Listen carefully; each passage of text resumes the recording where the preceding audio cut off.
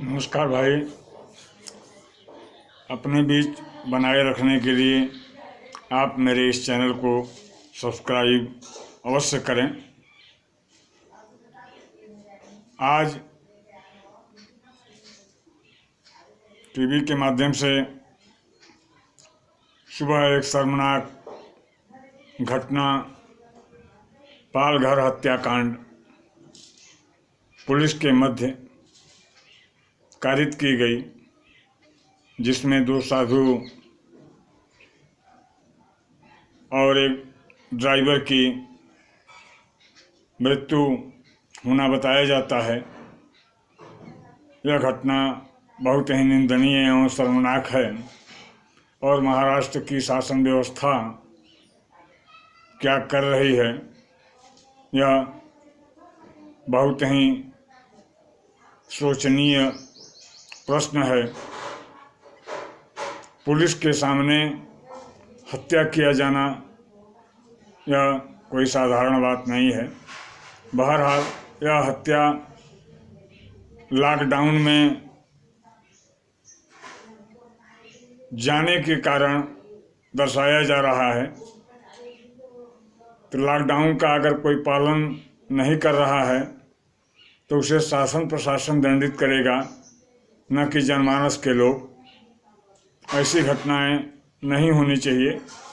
जो ये घटना हुई है इसकी निंदा की जाती है और शासन प्रशासन के द्वारा अपराधियों को कड़ी से कड़ी सजा दिलाए जाने का प्रयास किया जाना चाहिए।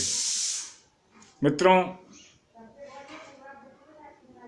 जिस लॉकडाउन के चलते यह हत्या दर्शाया जा रहा है, इस लॉकडाउन के लिए जिम्मेदार कौन है?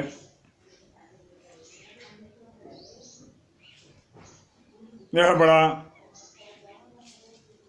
गंभीर प्रश्न है।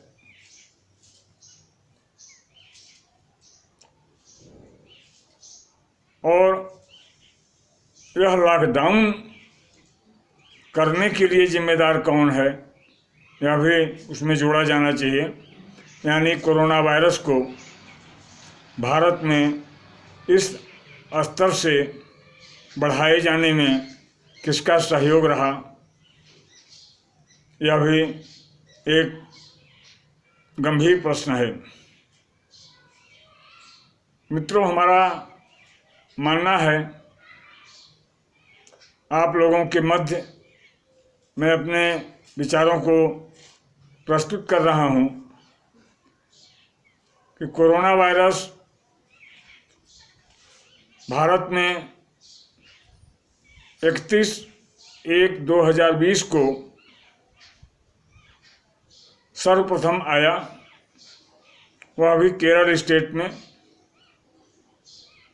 जहां तक समाचार पत्रों के माध्यम से ज्ञात हुआ कि वहां 3 संक्रमित मरीज पाए गए थे और तीनों मरीज उपचार के बाद सही हो गए। जब प्रशासन को यह आहट मिली कि कोरोना वायरस भारत में भी प्रभावी हो रहा है, तो शासन प्रशासन ने इसको कंट्रोल करने के लिए विदेश से आने वाले भारतीय व विदेशियों को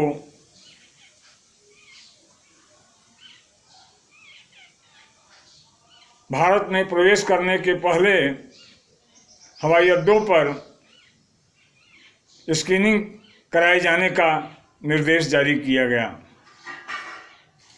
वह स्क्रीनिंग प्रारंभ हुआ, लेकिन मित्रों, इस व्यवस्था के बावजूद भी लोग संक्रमित होने की स्थिति में देश में प्रवेश किए और संक्रमण को फैलाए। तो क्या स्क्रीनिंग करने वाले अधिकारी कर्मचारी इसके लिए जिम्मेदार नहीं हैं?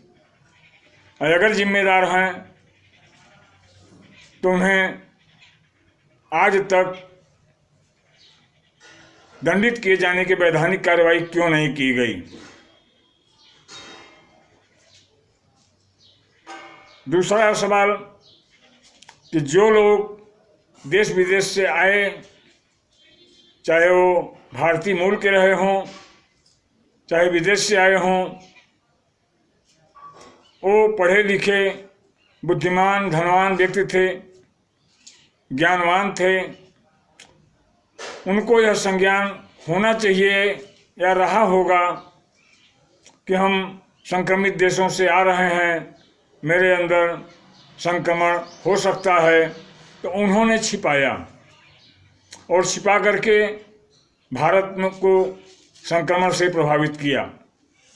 तो क्या वे दंडनीय नहीं हैं? भारत में जो कोरोना संक्रमण से हम आज ग्रसित हैं, उसमें 80% धनाढ्य लोग हैं। उन धनाढ्य लोगों के कारण आज यहाँ की 130 करोड़ जनता जलालत झेल रही है। इसके जिम्मेदार लोगों को क्यों न दंडित किया जाए? तीसरा बिंदु,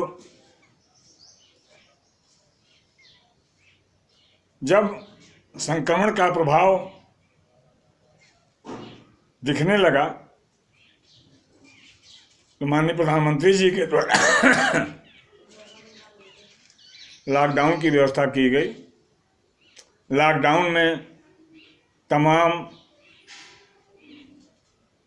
असावधानियां बरती गई और उस असावधानी बरतने वाले लोग क्या इसके जिम्मेदार नहीं हैं? जैसे दिल्ली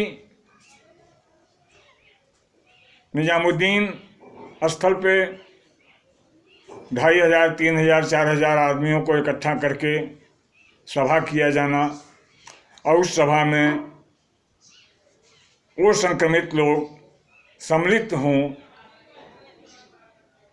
तो दिल्ली प्रशासन हो चाहे केंद्रीय प्रशासन हो, वह सभा कैसे हुई जबकि लॉकडाउन चल रहा था? तो इसमें भी जिनके द्वारा चूक हुआ है वो जिम्मेदार नहीं हैं। अगर जिम्मेदार हैं तो उन लोगों को दोषी करार दिया जाना, दंडित किए जाने की कार्रवाई आज तक क्यों नहीं की गई? तुच्छ लोगों के मनमानी से आज पूरा देश करा रहा है। इसके लिए माननीय प्रधानमंत्री जी को, गृह मंत्री जी को गंभीर चिंतन करके ऐसे लोगों को चिन्हित करके कठोर से कठोर सजा दिलाई जाने की कार्रवाई अमल में लाई जानी चाहिए। और इतना नहीं, उनसे आर्थिक क्षति जो भारत की हुई है उसकी भी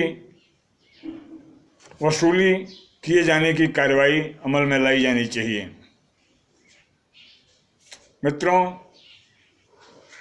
इतना नहीं, कोरोना वायरस से लड़ने वाले योद्धाओं के ऊपर प्रहार किए जाते हैं, उनके साथ अश्लील हरकतें की जाती हैं, उनके हाथ काट लिए जाते हैं। ऐसे लोगों को भी किसी भी कीमत पर छोड़ने की जरूरत नहीं है। तत्काल उनके ऊपर गंभीर कार्रवाई करके उनको दंडित किए जाने तथा भारत में हुई क्षति के लिए उन्हें दंडित किया जाना न्याय हित में आवश्यक होगा। मित्रों, एक छोटा सा उदाहरण है। दिल्ली में एक परिवार से 32 लोग संक्रमित पाए गए। दिल्ली का वो जहांगीरपुरी कस्बा है, उसी मोहल्ले से एक महिला का देहांत हुआ और उसके बाद उस परिवार के लोग अगल बगल के रहने वाले अपने रिश्तेदारों के यहाँ आना जाना बराबर रखा, जिसकी वजह से संक्रमण फैला। तो लॉकडाउन में इस तरह की अनियमितताएं करने वाले के विरुद्ध भी कार्रवाई होनी चाहिए। जय हिंद, जय भारत।